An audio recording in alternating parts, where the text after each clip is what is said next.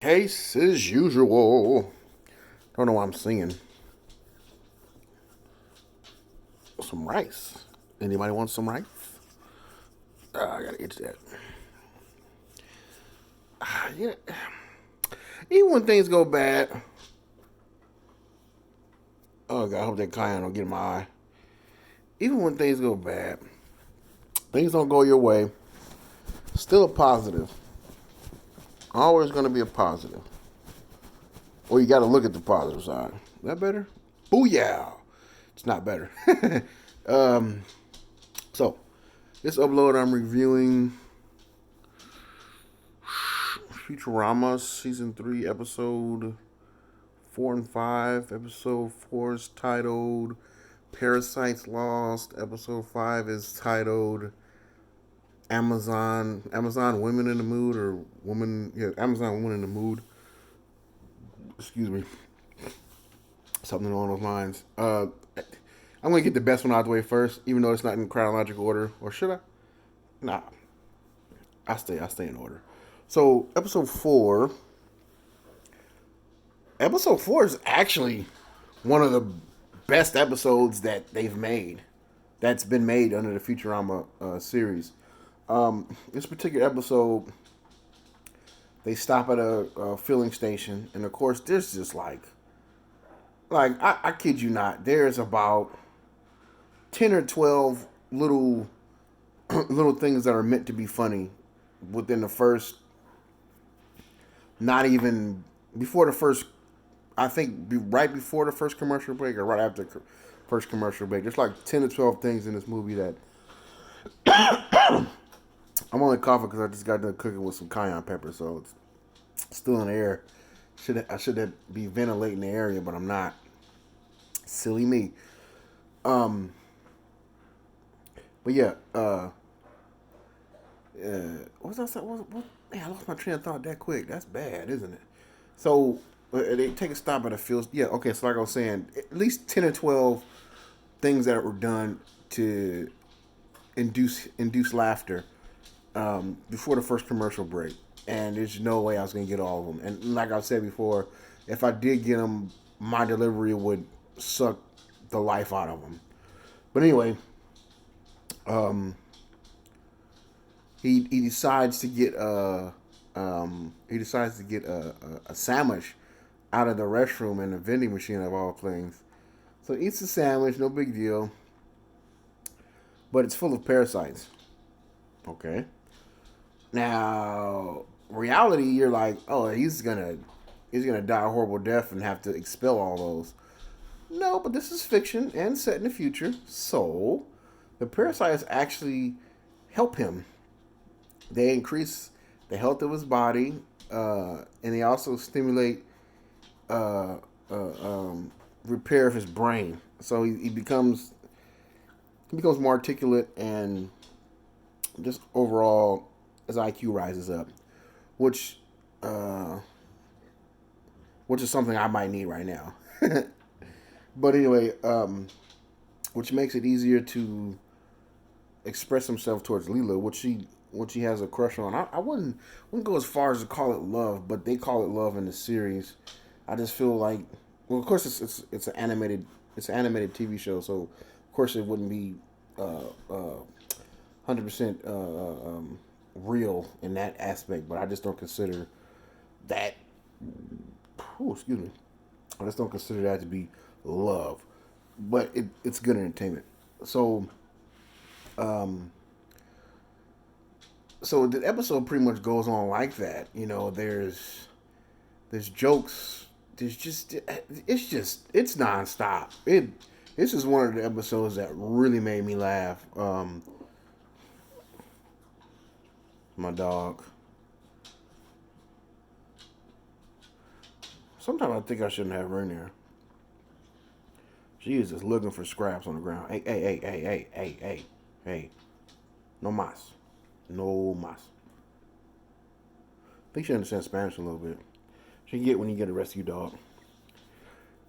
Had to live a better life than I did before I got her. Not better, but different. She knows different languages.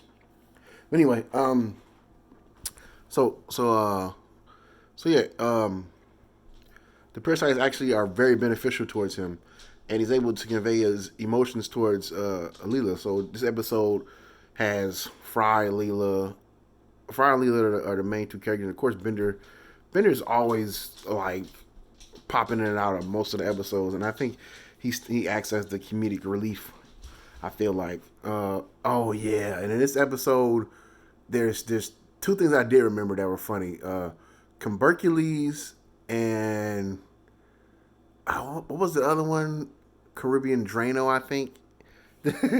Yeah, I know those two phrases sound kind of funny, but you got to watch the episode to see where I'm getting them from. I just thought they were hilarious, but Fry makes a interesting decision um, that I think can definitely roll over towards reality now. Although his person has been improved by the interjection of these parasites, and Leela has fallen in love with him because of that. It's not 100% authentic because that's not who he really is. Let me explain. Now, it is him in a physical sense, but his actions, he's not being controlled like a puppet, but his actions uh, aren't necessarily coming from him. They are they are cultivated and created by these parasites, which are in their best interest. And one of the side effects is it makes him a much more enjoyable person to be around. Therefore, or yeah, makes him more personable. So therefore, Leela falls for him, and he makes a decision to be like, well, he realizes that this isn't actually who I am, and if she can't love me for who I really am, maybe I should just see uh, uh, if I could, because I've made so much headway in this small amount of time due to this. Maybe I can see if I can keep this position I have uh, by eliminating the parasites, and of course it doesn't work.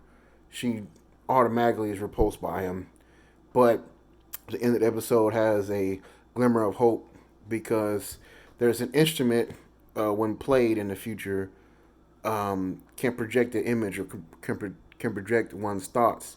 Of course, with the aid of the parasites, he's able to project a perfectly clear image that uh, can embody all his emotional uh, feelings towards her. But then, as he plays it in his normal state, it's just a Frankenstein head. But at the end of the episode, he doesn't decide. He decides not to give up. And he continues to try to master that instrument in his inebriated state. Inebriated means like not using it as far as I know. It also has it's usually used when somebody's drunk, but like impaired, I guess is the word. I don't want to use the R word, but that's what the character pretty much is. We all could be the R word sometimes. Yeah, a little light of hope at the end. What y'all like? Now, episode 5, hands down, is my favorite episode. Not just because it has to do with with adult wrestling or intercourse. Not because of that. It's just because it's so hilarious. There's it's a look at it's a look at it's a look at perception that each of the sexes have of one another. A small sliver, mostly stereotypes, but it does a great job of putting them out there putting all the cards out on the table. I feel like so. Who is it? Is it Kiff and Zach Brannigan are in this episode? The recurring characters, and there's Leela and Amy. Amy's like part of the crew, but you rarely see her. But anyway, she uh, the story starts out with her always getting these calls, and They do a good job of getting a really long backstory into like a couple of seconds here. And Kif has been calling her, but he just doesn't have the balls to speak. So he's always bumbling with his words and things of that nature. So Zap finds out, but Zap is infatuated with Lila because of their single encounter in the past, and he figures this is the way he can get back into her life. So he sets up a date, but Lila won't agree. So they wind up going on a half date. It it's funny, trust me. I know you shouldn't be saying that. Somebody says that, oh, it's funny, trust me. It's not usually funny, but it is funny. But I'm being serious. I don't have the ability. I don't have the ability. don't have the ability to to deliver some of these jokes. But anyway, they wind up going on a date. Then they wind up crashing on a planet. This planet is inhabited by Amazons. These are larger than average Amazon, or what normally is portrayed by Amazons.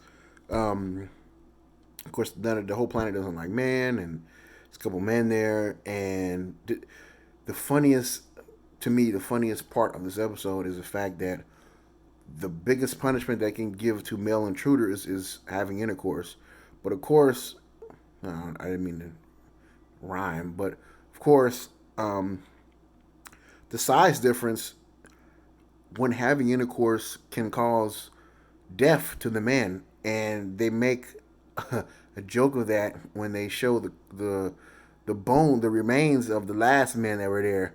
One guy's got his hand behind his head like this. The other guy's got a cigarette in his hand. You know, all these jokes that are implied, or all these things that happen after a man has intercourse. You know, all that dopamine gets released in the guy's brain. I just think it's hilarious. Where am I going with this episode? I've said this is my favorite episode, but I haven't given any real I haven't given really any details about it except the part that they have intercourse in there and they almost die from it. But yeah, Kif and this is the episode when Kif and Amy wind up hooking up. They wind up figuring out. I mean, Kif is this Kif's character is portrayed as a really nice guy, which I think he is. He just doesn't have the balls to talk to her, you know. Fry and Zap at the end of this episode wind up standing there being really happy, but you know their pelvises are probably broken in several places, or they probably have hairline fractures or fractures in their pelvises. So they're standing there in a pelvis cast on crutches, like, yeah, it's pretty good. Yeah, I just think it's funny. It's a play on how I think both of these episodes make make reference to how idiotic man could be as far as their pursuit of women is concerned.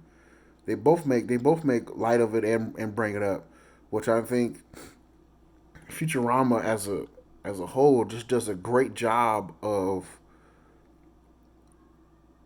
bringing humor to real life scenarios or things that take place in real life, and kind of just giving a spotlight to it and making you think about it. At least from my perspective, when I watch certain episodes of Futurama, I laugh, but it always makes me think as well, which I think is quite good. Well, that's my spiel for today. I think I've uploaded a couple videos today. I'm trying to catch up. I didn't upload yesterday. It was my off day. With the way the world's going, don't want to complain because I still have employment. I'm not unemployed at the time, so I'm going to take it in stride. I'm going to take it with a smile on my face, and yeah. Um, maybe it's juvenile of me to wish that things get better, or but I don't. I know it's not juvenile of me to wish everybody, every and anybody, good luck and to stay safe.